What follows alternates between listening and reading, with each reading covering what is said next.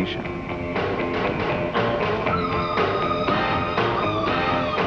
Traditional animation is like a lost art. That's the problem.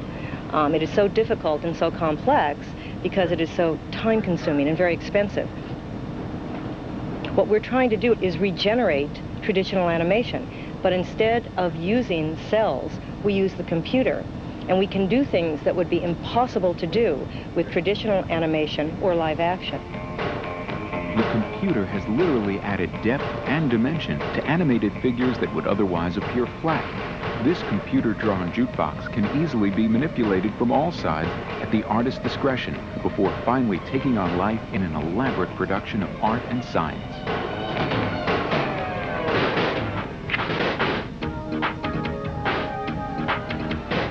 When you work with scientists, and that's what we work with, because all of this wonderful equipment that we have and all of the beautiful pictures that you see still must come from software.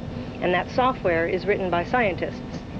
Because the animation lives in a computer, you don't have to worry about any of the physical constraints, any of the laws of nature. So you can do really elaborate camera moves, you can change the perspectives, and what you have to remember is the animation is a three-dimensional object. It's not flat like in traditional animation.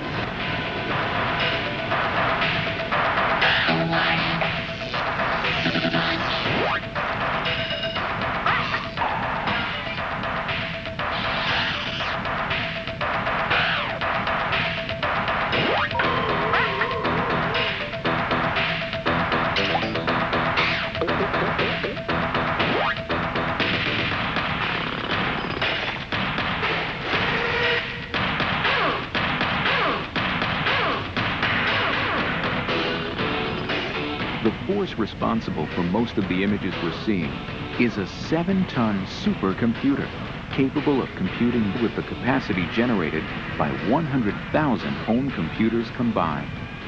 I am so proud that we have the largest computer in the world, the Cray XMP, at the studio. However, never forget, it is simply another tool for the artist. Without the artist to come up with a creative idea, without the artist to determine what is it that we're trying to say and how can we say it, all the equipment in the world is useless.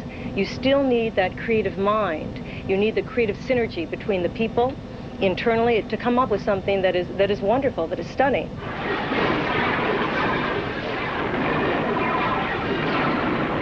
What we want to do is to exploit what cannot be done with any other medium. In the film 2010, authenticity was a key factor. We literally had to duplicate the way that Jupiter would look in real life, the way that the surface would look.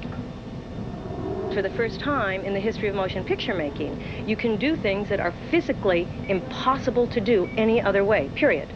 The cost of traditional animation rises every year. In the old days, when Disney did his most beautiful animation, you saw the backgrounds move and the foregrounds move, but because that is so expensive and the great geniuses just don't seem to be around anymore, what we're trying to do with computer animation is allow that art to continue to live. But we go one step better, because this time we have the capability of doing things that would be impossible to do with any other art form. The reason is that we will generate an object, and it's three-dimensional. It lives in the computer, so you can manipulate it, you can turn it, you can change colors, and you can do it like almost in real time.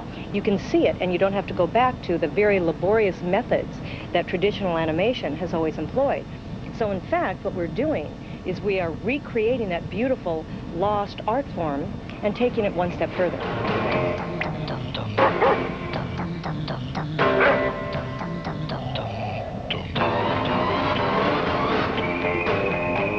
Animation, an 80-year-old art that gets better every day.